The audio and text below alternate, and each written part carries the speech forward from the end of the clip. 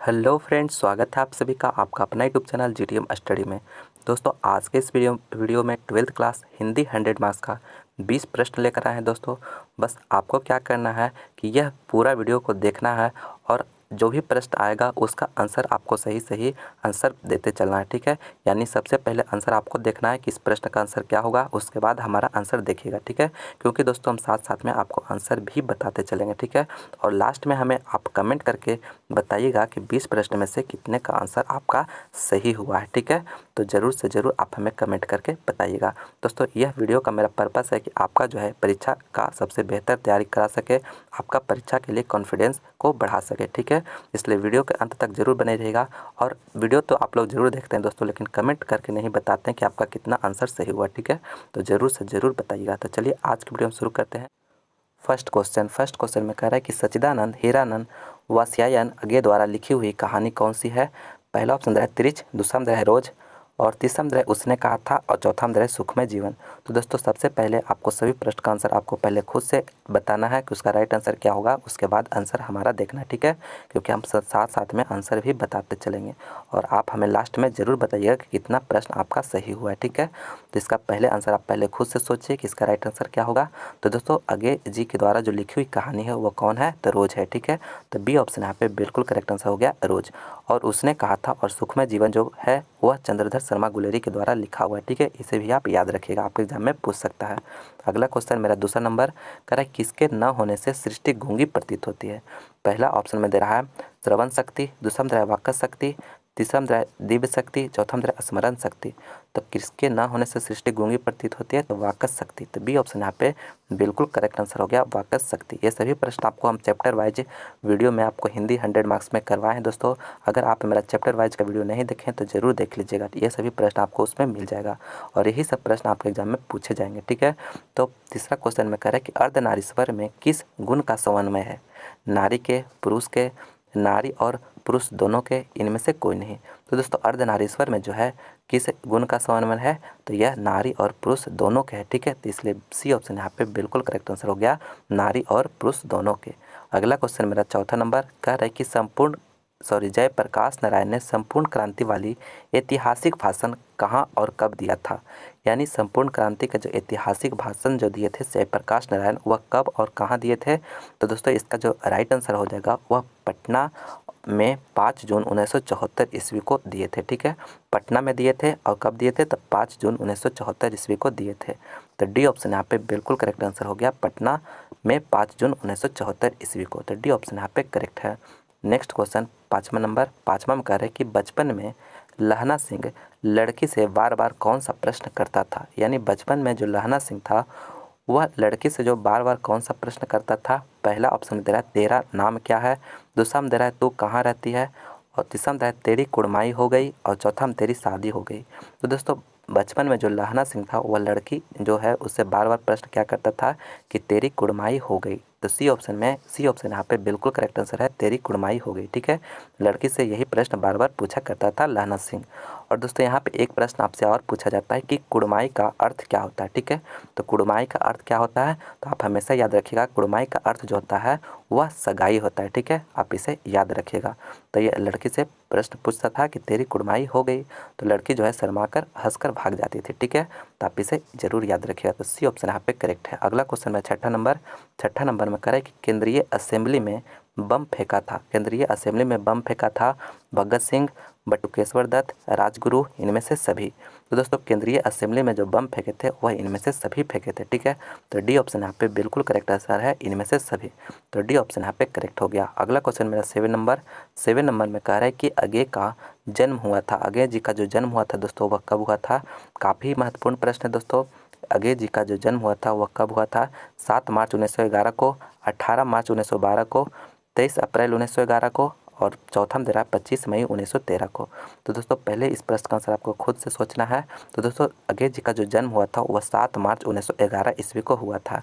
तो ये ऑप्शन यहाँ पे बिल्कुल करेक्ट आंसर है, 7 मार्च 1911 को। तो ये ऑप्शन यहाँ पे करेक्ट है। और दोस्तों, अगर पूछे कि इनका निधन, अज्ञे जी का जो निधन हुआ था वह कब हुआ था, तो आप याद रखिएगा दोस्तों, 4 अप्रैल 4 अप्रैल 1987 ईस्वी का इनका निधन हुआ था। ठीक है, आप इसे भी ज़रूर से ज़रूर याद रखिएगा, क्योंकि यह दोनों में से जो है काफ़ी, ये दोनों में से आपका एग्जाम में कोई भी एक प्रश्न जरूर पूछ सकता है। ठीक है, तो इसलिए यहाँ पे जो अगेत जी का जन्म 7 मार्च 1911 ईस्वी को और इनका मृत्यु 4 अप्रैल 1987 ईस्वी को। ठीक है, तो ज़रूर आप याद रखिएगा।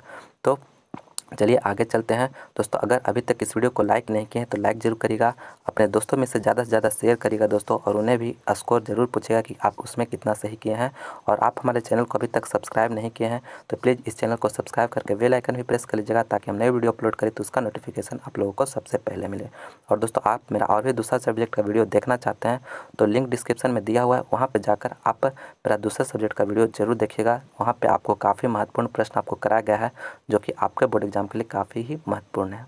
नेक्स्ट क्वेश्चन 8वां नंबर में करें कि विद्यार्थी और राजनीति शीर्षक निबंध किसका लिखा हुआ है। पहला ऑप्शन है रामचंद्र शुक्ल, दूसरा में है गुलाब राय, तीसरा में है भगत सिंह, चौथा में है दिनकर। तो दोस्तों, विद्यार्थी और राजनीति जो शीर्षक का निबंध है, शीर्षक निबंध जो है दोस्तों, यह किसका लिखा हुआ है, तो इसका जो राइट आंसर हो जाएगा वह भगत सिंह के द्वारा लिखा हुआ है। ठीक है, विद्यार्थी और राजनीति शीर्षक का निबंध जो है भगत सिंह के द्वारा लिखा हुआ है। तो सी ऑप्शन यहाँ पे बिल्कुल करेक्ट आंसर हो गया। अगला क्वेश्चन 9 में कह रहा है कि नाटक के प्रारंभ में होने वाले मंगल पाठ को क्या कहते हैं, कहा जाता है। पहला ऑप्शन है भजन, दूसरा में है नांदी पाठ, और तीसरा में है मंगलाचारण, और चौथा में है आरती। ठीक है, तो देखिए नाटक के प्रारंभ होने में जो मंगल पाठ किया जाता है दोस्तों, उसको क्या कहा जाता है, तो उसे नांदी पाठ कहा जाता है। ठीक है, तो बी ऑप्शन यहाँ पे बिल्कुल करेक्ट आंसर हो गया, नांदी पाठ। अगला क्वेश्चन 10वां नंबर 10 में कह रहा है कि रॉबिन क्रूसो को कब तक मनुष्य का मुख देखने को नहीं मिला। ठीक है, 10 वर्ष तक, 12 वर्ष तक, 16 वर्ष तक या 18 वर्ष तक। यानी रॉबिन क्रूसो को पूछा जा रहा है कि कब तक जो है मनुष्य का मुख देखने को नहीं मिला था, तो 16 वर्षों तक। ठीक है, आप हमेशा याद रखिएगा, इसका जो राइट आंसर हो जाएगा 16 वर्षों तक। ठीक है, काफ़ी महत्वपूर्ण प्रश्न है, जो यहाँ पे 16 वर्षों तक जो है रॉबिन क्रूसो को मनुष्य का मुख देखने को नहीं मिला था। तो सी ऑप्शन यहाँ पे करेक्ट हो गया। अगला क्वेश्चन मेरा 11 नंबर 11 में कह रहा है कि सिख राइफल्स के जमादार लहना सिंह का नंबर क्या था। काफ़ी महत्वपूर्ण प्रश्न है। पहला ऑप्शन दे रहा है 77, दूसरा में दे रहा है 105, तीसरा में दे रहा है 1805, और चौथा में दे रहा है 72। तो दोस्तों, सिख राइफल्स में जो पोस्टेड था लहना सिंह, वह जमादार पोस्ट पे था, और लहना सिंह का जो नंबर था दोस्तों वह क्या था, तो 77 था। ठीक है, आप हमेशा याद रखिएगा, ए ऑप्शन यहाँ पे बिल्कुल करेक्ट आंसर है 77। अगला क्वेश्चन मेरा 12 नंबर 12 में कह रहा है कि मनुष्य की बातचीत उत्तम तरीका क्या है। मनुष्य का जो बातचीत का जो उत्तम तरीका है वह क्या है, तो विद्वतापूर्ण बात करना, तर्कपूर्ण बात करना, भीड़ से बात करना, या अवाक होकर अपने से बातचीत करना। ठीक है, तो मनुष्य की जो बातचीत का उत्तम तरीका जो है दोस्तों, वह अवाक होकर अपने से बातचीत करना। तो डी ऑप्शन यहाँ पे बिल्कुल करेक्ट आंसर है, अवाक होकर अपने से बातचीत करना। अगला क्वेश्चन 13 नंबर दिनकर जी के अनुसार यदि पति विचार है तो पत्नी क्या है। यानी दिनकर जी के अनुसार पति को अगर विचार कहा जाए तो पत्नी को क्या कहा जाएगा। ठीक है, बुद्धि, समझ, भावना, इनमें से कोई नहीं। तो दिनकर जी के अनुसार यदि पति जो विचार है तो पत्नी जो है भावना है। ठीक है, भावना। तो सी ऑप्शन यहाँ पे बिल्कुल करेक्ट आंसर है, भावना। अगला क्वेश्चन 14 नंबर में कह रहा है कि लहना सिंह की मृत्यु किसकी गोद में हुई। लहना सिंह की जो मृत्यु हुई थी वह किसकी गोद में हुई, कीरत सिंह के, बजीरा सिंह के, अंतर सिंह के, या महीप सिंह के। तो दोस्तों, लहना सिंह का जो मृत्यु हुआ था वह बजीरा सिंह का मृत्यु मैंने गोद में हुआ था। ठीक है, तो बी ऑप्शन यहाँ पे बिल्कुल करेक्ट आंसर है, बजीरा सिंह। नेक्स्ट क्वेश्चन 15 में कह रहा है कि अगेत जी ने इंटर कहाँ से किए थे। दोस्तों, अगेत जी जो थे वह इंटर की परीक्षा कहाँ से किए थे, मद्रास क्रिश्चियन कॉलेज से, पंजाब कॉलेज से, फोरम कॉलेज से, इनमें से कोई नहीं। तो यहाँ पे देखिए, इनमें से कहीं से नहीं। ठीक है, यहाँ पे कोई नहीं होगा। ठीक है, इनमें से कोई नहीं होगा। तो अगेत जी जो इंटर की परीक्षा दिए थे वह 1927 ईस्वी में दिए थे। वह कहाँ से दिए थे, तो मद्रास क्रिश्चियन कॉलेज से दिए थे। ठीक है, आप हमेशा याद रखिएगा, इसका जो राइट आंसर होगा वह क्या होगा, मद्रास क्रिश्चियन कॉलेज से। तो ये ऑप्शन यहाँ पे बिल्कुल करेक्ट आंसर हो गया। और कब दिए थे, तो 1927 में दिए थे। अगला क्वेश्चन 16 नंबर 16 में कह रहे हैं कि भगत सिंह को फांसी दी गई थी। भगत सिंह को जो फांसी की सज़ा दी गई थी वो कब दी गई थी, तो आप याद रखिएगा 23 मार्च 1931 ईस्वी को दिया गया था। ठीक है, 23 मार्च 1931 ईस्वी को भगत सिंह को फांसी दिया गया था।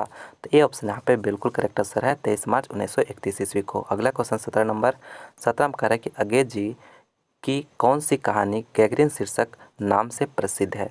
यानी अगेत जी की कौन सी कहानी जो है गैगरीन शीर्षक नाम से प्रसिद्ध है, छोड़ा हुआ रास्ता, बिपथगा, ये तेरे प्रतिरूप, रोज। तो अज्ञे जी के जो कहानी रोज है दोस्तों वह गैगरिन शीर्षक नाम से प्रसिद्ध है। ठीक है, तो डी ऑप्शन यहाँ पे करेक्ट है। जो रोज कहानी है वह गैगरिन शीर्षक नाम से प्रसिद्ध है। ठीक है, तो डी ऑप्शन यहाँ पे करेक्ट है। अगला क्वेश्चन 18 नंबर 18 में करें कि दिनकर को किस कृति पर भारतीय ज्ञानपीठ पुरस्कार प्राप्त हुआ। यानी दिनकर जी को किस कृति के लिए, किस रचना के लिए जो है भारतीय ज्ञानपीठ पुरस्कार दिया गया था। अर्धनारीश्वर के लिए, उर्वशी के लिए, हुंकार के लिए या कुरुक्षेत्र के लिए। तो उर्वशी के लिए दिया गया था। ठीक है, आप याद रखिएगा उर्वशी के लिए। तो बी ऑप्शन यहाँ पे करेक्ट है। अगला क्वेश्चन 19 नंबर 19 में कह रहा है कि कौन सी कहानी चंद्रधर शर्मा गुलेरी की लिखी हुई नहीं है। यानी कि पहला ऑप्शन रहा है सुखमय जीवन, दूसरा रहा है बुद्धू का कांटा, तीसरा रहा है उसने कहा था और चौथा कफन। तो दोस्तों इसका जो राइट आंसर होगा वह क्या होगा, इसका राइट आंसर कफन होगा। कफन जो है चंद्रधर शर्मा गुलेरी की लिखी हुई नहीं है, यहाँ पे नहीं पूछा जा रहा है। ठीक है, तो डी ऑप्शन यहाँ पे करेक्ट है। कफन जो है प्रेमचंद के द्वारा लिखा हुआ कहानी है। ठीक है, तो यहाँ पे डी ऑप्शन यहाँ पे करेक्ट है। अगला क्वेश्चन मेरा 20वां नंबर 20 में कह रहा है कि भगत सिंह प्रभावित थे, भगत सिंह जो थे वह प्रभावित थे महात्मा गांधी से, कार्ल मार्क्स से, फ्राइड से, एल्डर से। तो भगत सिंह जो प्रभावित थे वह कार्ल मार्क्स से प्रभावित थे। तो बी ऑप्शन यहाँ पे बिल्कुल करेक्ट आंसर हो गया कार्ल मार्क्स। तो बी ऑप्शन यहाँ पे करेक्ट है। तो दोस्तों फाइनली हम 20 प्रश्नों का जो मेरा टेस्ट था हिंदी 100 मार्क्स में वह कंप्लीट हो चुका है। आपको सही सही ईमानदारी के साथ बताना है कि आप 20 प्रश्न में से कितने का आंसर आपका जो सही हुआ। ठीक है, वो हमें कमेंट करके ज़रूर बताइएगा। और जो भी प्रश्न गलत हुआ है दोस्तों उसे आप नोट ज़रूर करिएगा अपने कॉपी में। ठीक है, तो चलिए मैं उम्मीद करता हूँ कि यह वीडियो आपको पसंद आया होगा।